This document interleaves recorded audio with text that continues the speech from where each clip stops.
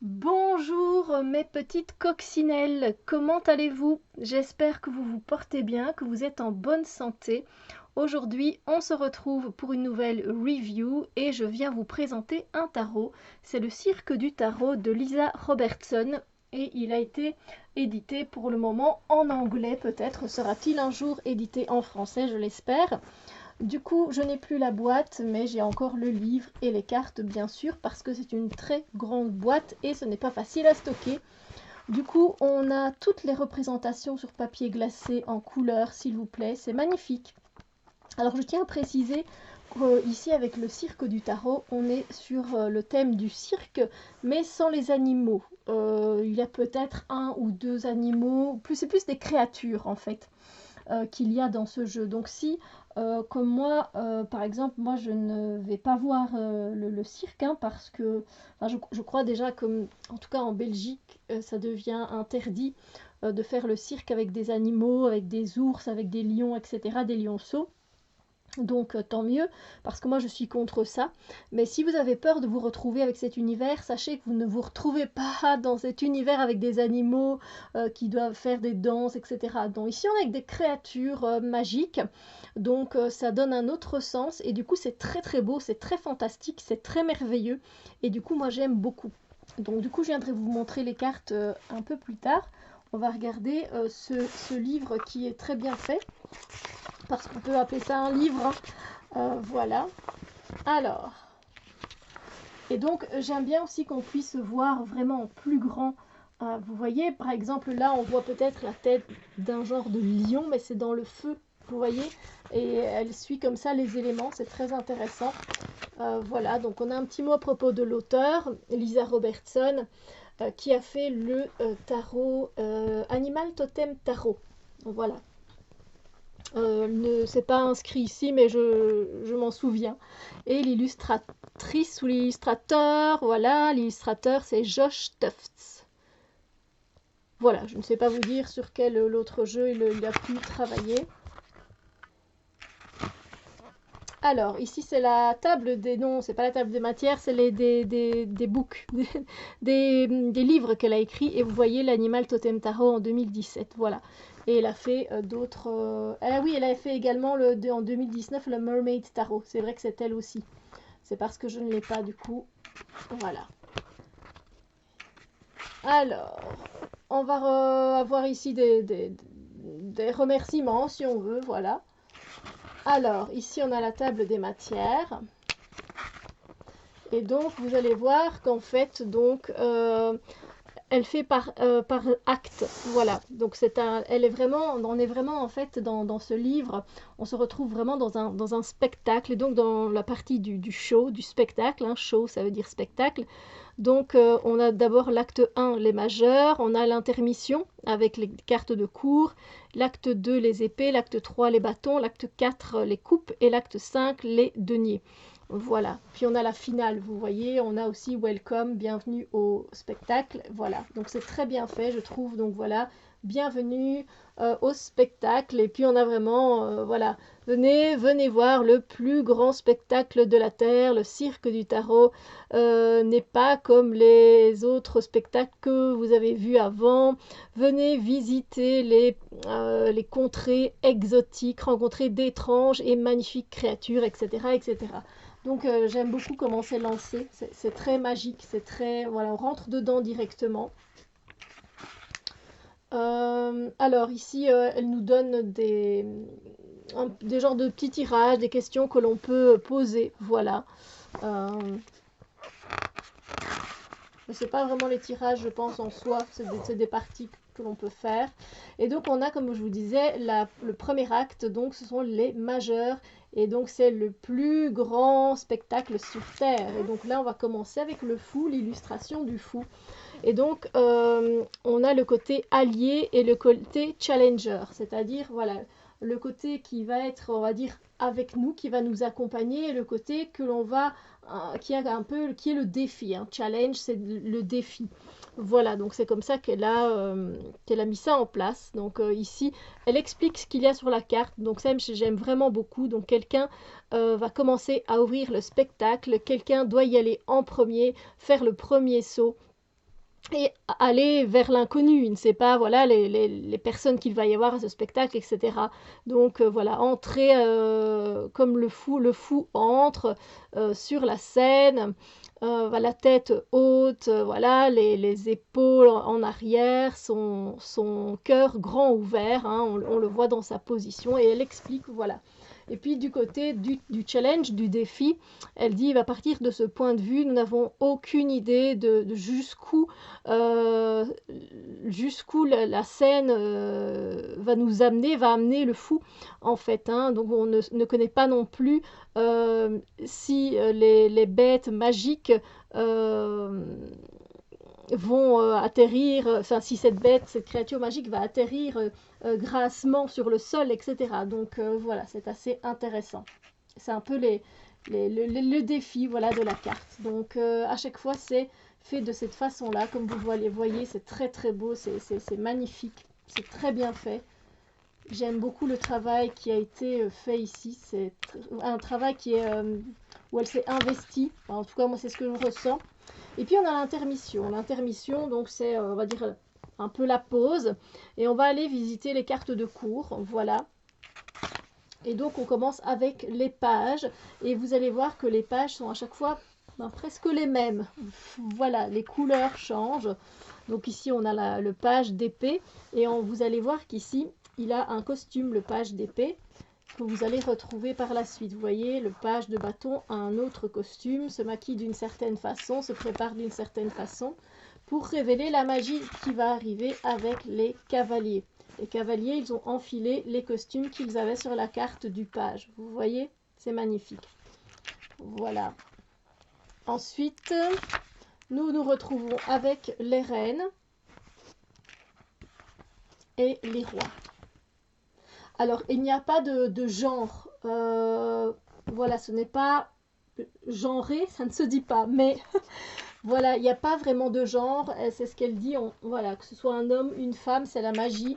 Donc voilà. Puis à l'acte 2, on se retrouve avec les épées. Voilà, et du coup, on commence par l'as jusqu'au 10, vu que les cartes de cours ont déjà été présentées. Puis nous avons les bâtons. Et c'est toujours la même chose. Il y a toujours l'allié. Elle explique ce qui se passe sur la carte et le défi. Voilà. C'est très bien fait. On a les coupes et les deniers. Et ensuite, nous arrivons sur la fin du bouquin qui est donc, moi, je trouve très bien fait. On a des tirages, oui. Voilà. Les tirages. Alors, est-ce que je vais pouvoir traduire le tirage spotlight, c'est vous voyez la lumière là qui vient en pleine figure là. Le spot, mais je ne retrouve plus le nom, mais c'est pas grave. Ça, de stage fright, je sais pas trop. C'est la scène, le tirage de la scène effrayante, peut-être. Frightening, je pense que c'est effrayant. Ensuite, on a The 7-Day Show, donc il y a 7 jours dans une semaine, c'est le spectacle de 7 jours. Et là, on tire une carte pour chaque jour. Voilà.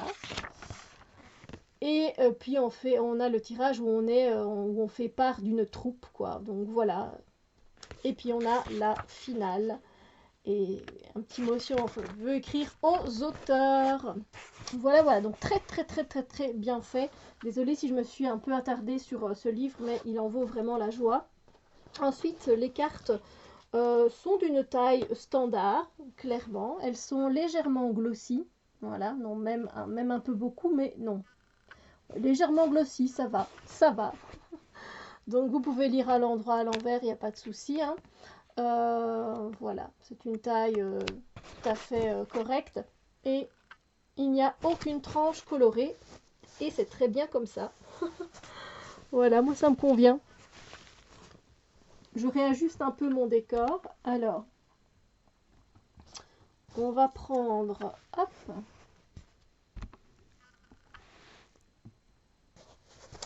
un chevalet et nous commençons. Voilà, la présentation. Donc là, vous pouvez le voir, ce sont les amoureux. le 6 de coupe. N'hésitez pas à faire pause hein, pour voir les détails si vous avez envie, parce que des fois, comme elle travaille, vous le voyez avec les éléments, ici par exemple, on a avec le 4 de bâton, il y a des créatures qui ressortent de la fumée, etc. Donc n'hésitez pas, j'espère que ce n'est pas flou. Voilà, 9 d'épée, voilà.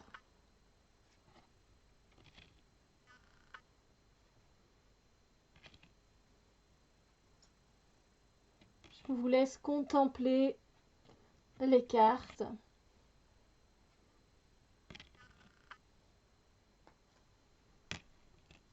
On a vraiment le côté magique. Et alors, le côté des pentacles, c'est vrai que je ne l'ai pas précisé, mais elle nous explique à chaque fois, comment dire, je vais vous montrer. Par exemple, pour les deniers,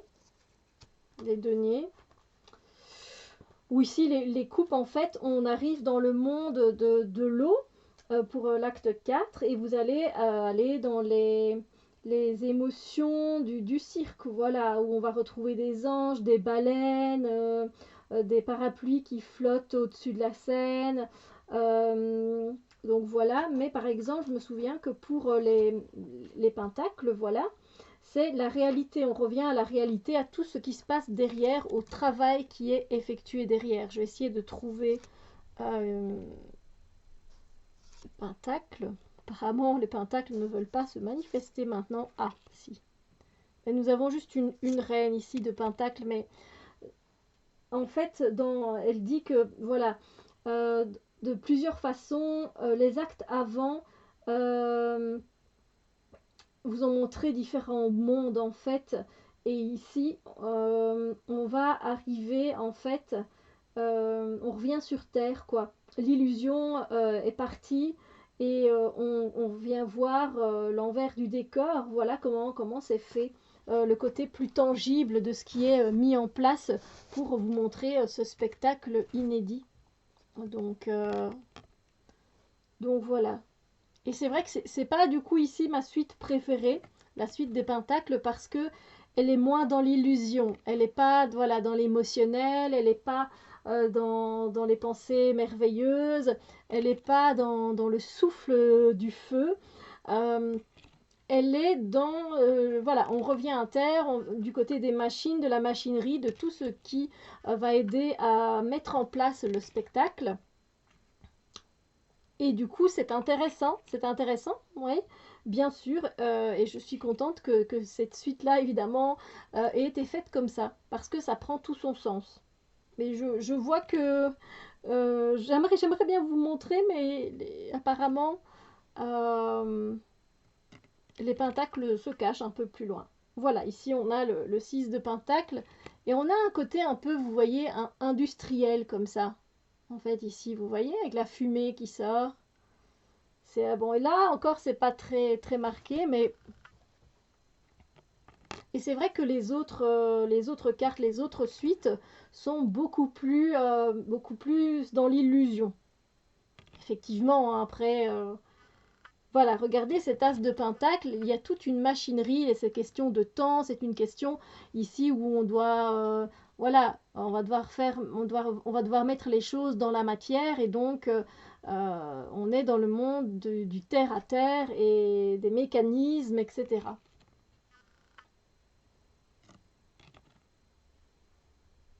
Voilà, on le voit avec ce 8 de pentacle.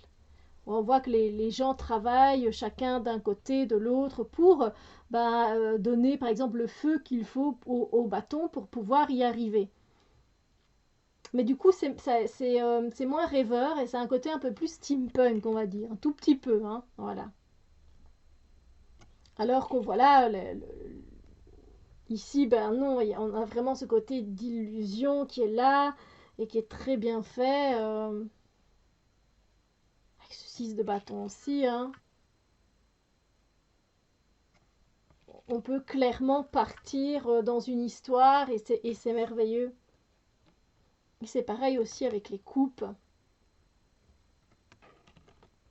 et avec les cartes majeures également.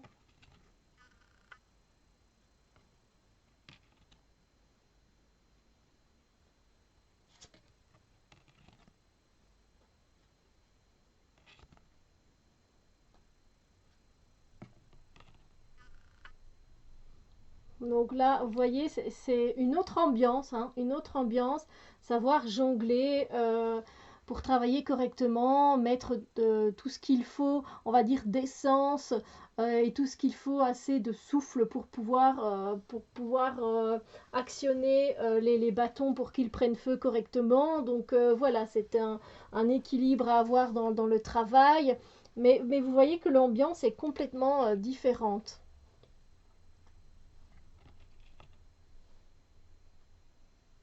Et les couleurs, voilà, c'est pareil aussi.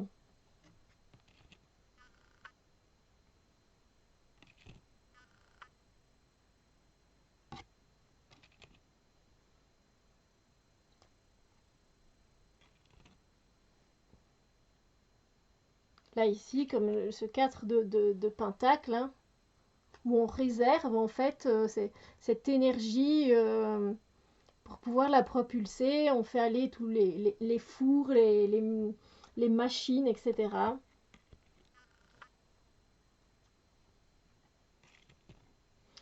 Donc n'hésitez pas à me dire ce que vous pensez de ce jeu. C'est vrai qu'évidemment, vu que c'est un jeu en anglais, je ne le vois pas beaucoup passer, ni même voire pas du tout sur les chaînes francophones. Donc,